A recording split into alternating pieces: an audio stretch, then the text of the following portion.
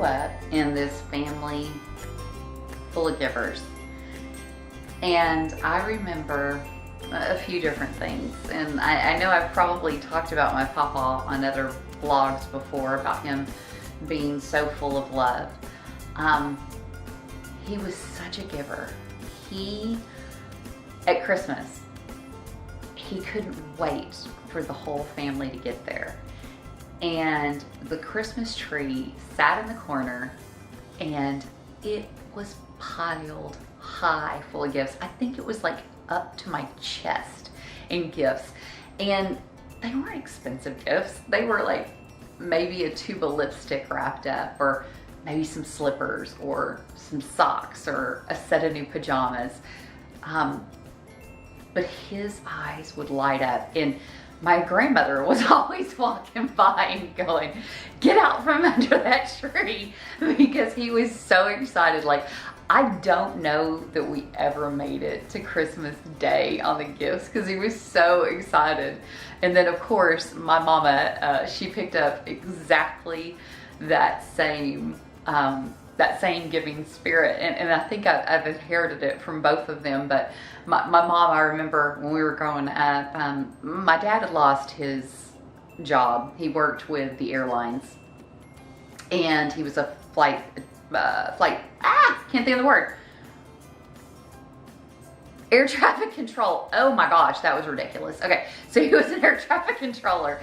And so we did really well up until he lost his job in the 80s. And so he had to go back into being a machinist. And so we worked in a plant. And well, anyhow, we were just, we were really tight financially. They didn't have a lot of extra money, but I know my mom, she did so many odd jobs because she wanted to give us an amazing Christmas. And so I always just remember records. The Cars was one of the first albums that I got, and it was laid up against the fireplace, you know, on Christmas morning for us to get those stocking stuffers and different things that they did. But, you know, gifts, of course, is a great way to give. There's so many other ways out there that you can get involved, and it is amazing when you start giving. You will be blown away by how things open up for you. Time will open up. Time will just magically start appearing, and you have the time to give more and more and more of yourself. So, you know, I'm involved with this nonprofit called The Cure Starts Now North Texas, and I have taken on a rather large role with this organization, but it fills my heart with joy. And as I've gotten involved with giving my time in this organization, it's been such a blessing to see how I've had so much more time to be able to do it. I'm able to say yes to things, and it's just because I started. So I have to tell you this story, and if you follow me on Facebook at all, you've probably heard a little bit about it, but I was at a gala last year, and I knew that I had been looking for a place to give some of my time. And I didn't know exactly what that looked like, but I was open. I was open to receiving that. And I've done things with other nonprofits before, done some fundraising, you know, collected a teddy bear drive for some kids at a Children's Medical Center in Dallas. We did a National Brain Tumor Society walk where we raised money and we gathered a team together. But I hadn't found that fit to really get invested. And what I find is when you're open to receiving, when you're opening to listening to God, to the universe, when you're open to that, it's really cool the way that these things start to happen in your life. So I was invited to a gala. Pretty sure my husband called it a banquet, pretty sure. But I was invited nonetheless, and so Went to this event and I was blown away. It was Moulin Rouge. I don't know if you've seen Moulin Rouge, but watch it. It's awesome. It's just such a great, I love musicals, and so it was fantastic. I loved all the lights and the color and everything that went along with it. And I love a love story.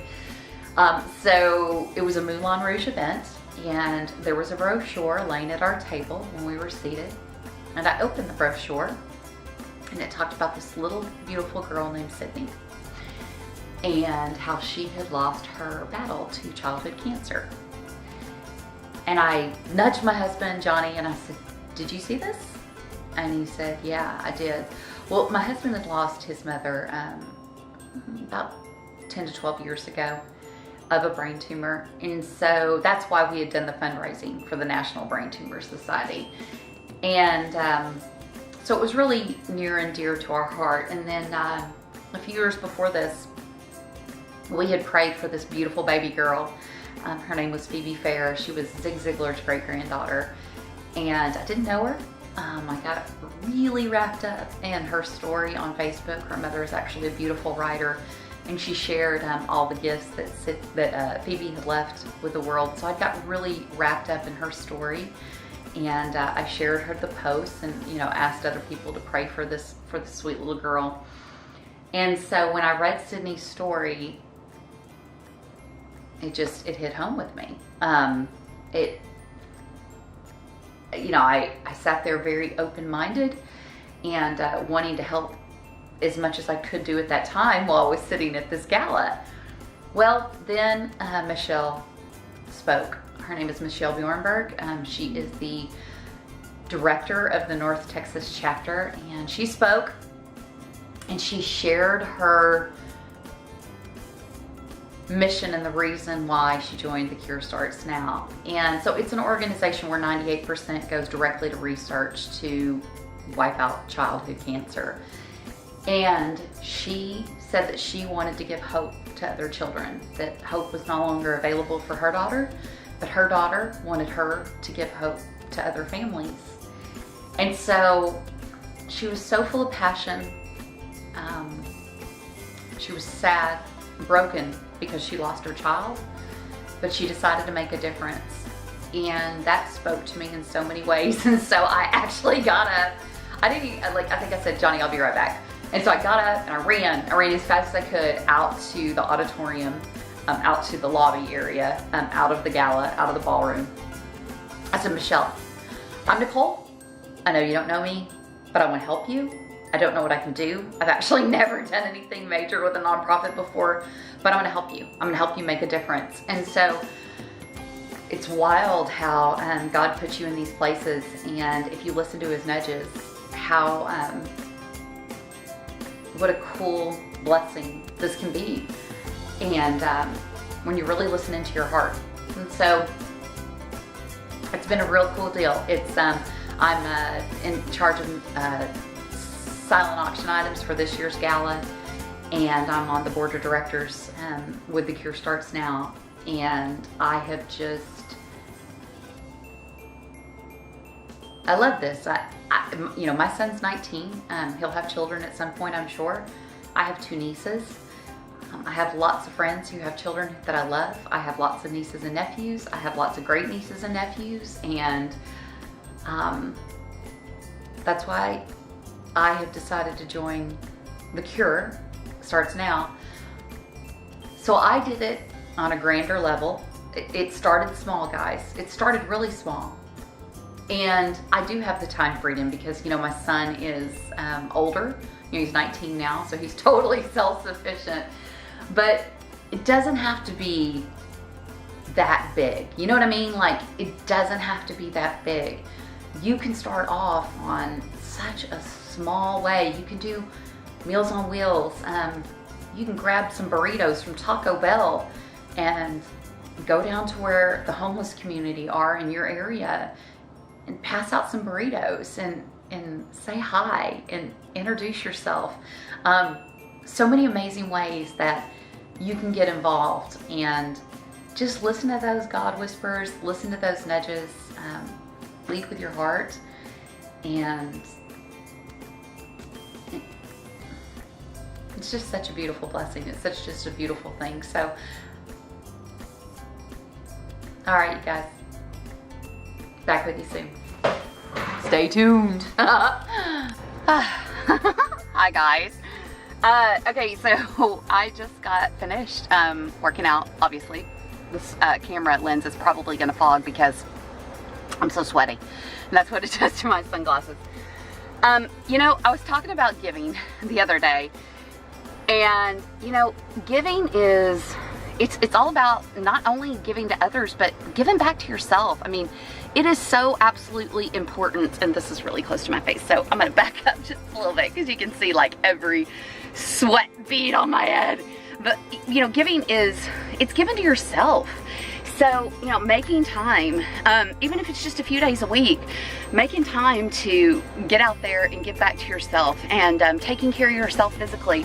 I am almost 46 years old, and I have made working out a priority in my life because it releases these positive endorphins, and it kind of gives you this great buzz. And I know I've talked about this on other vlogs before, but it's so important to get out there. So if it's a walk, if it's a run, if it's a swimming, I mean, gosh, swimming is so good for you. I'm a yogi also, and I've kind of gotten out of the practice, but it's crazy. I was actually doing this meditation the other day, and it was all about, my meditation was about health.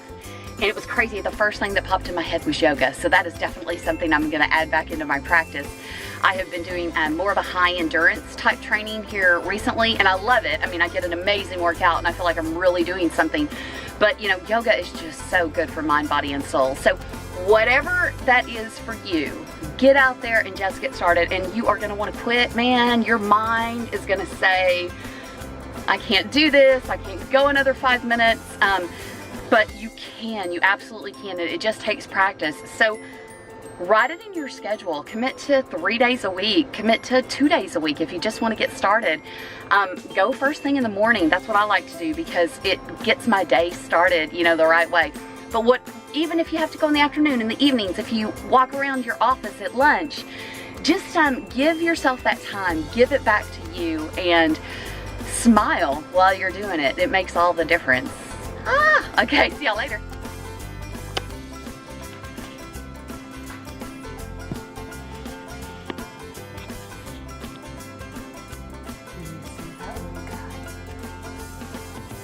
Oh yeah, I had the squirrel in my bird food. Little turd.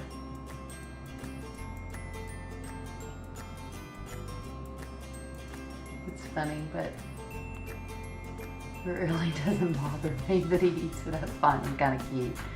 I know they mess up furniture and stuff like that outside, but look at that little bushy tail.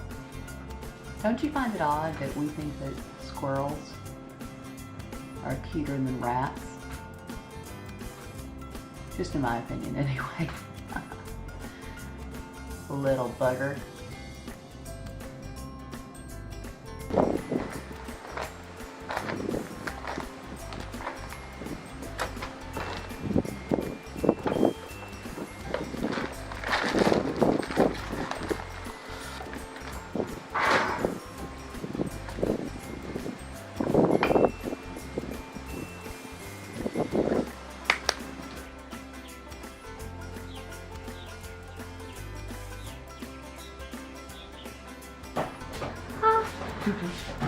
All right, so we're coming inside. Okay, so you know that I have been talking a lot in this vlog about giving, and I wanted to share with you guys just a story. So I went to New Orleans, and I won that trip with the direct sales business that I'm a part of. And a big group of us went. There was going to be a big team there, and so we started talking a few months before about a service project.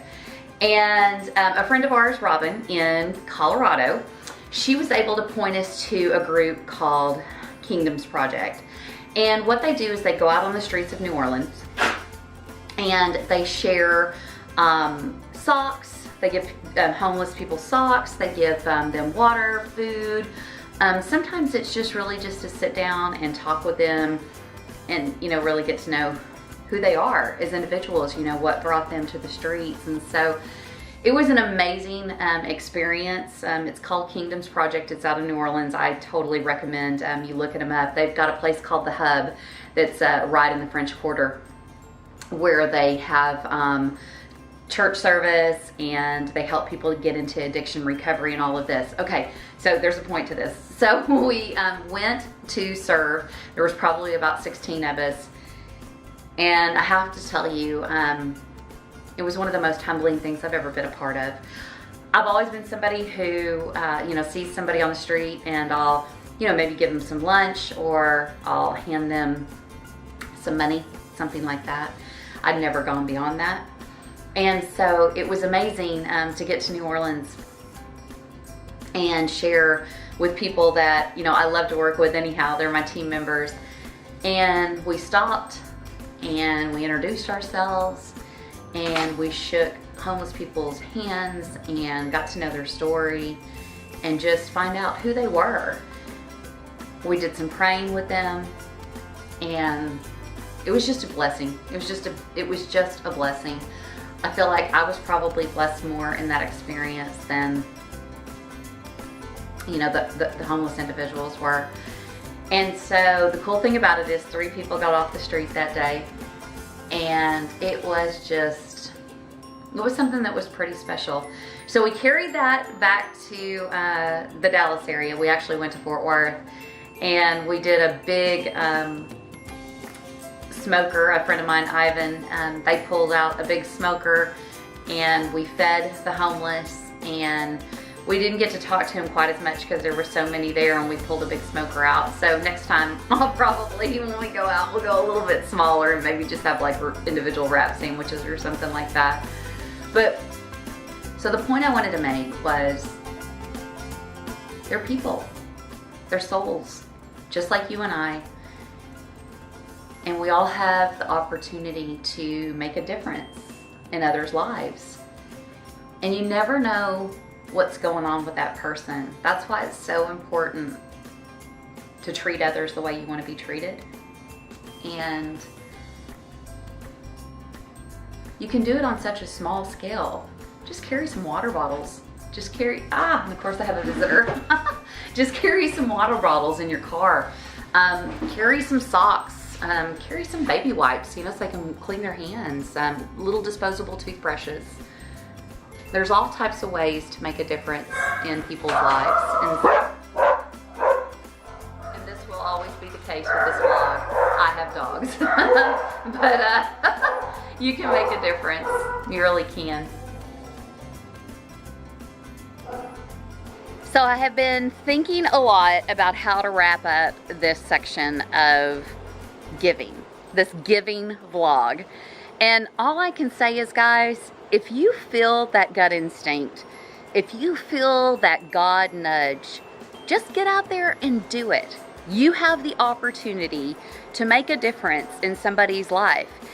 And it could be your neighbor who needs their yard mowed. It can be the neighbor who you can help them bring the groceries in. It can be a charity that you get involved in. It could be church where you're greeting people.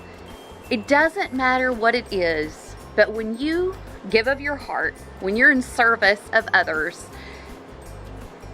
something magical happens. And you're giving back to yourself as much as you're giving to others.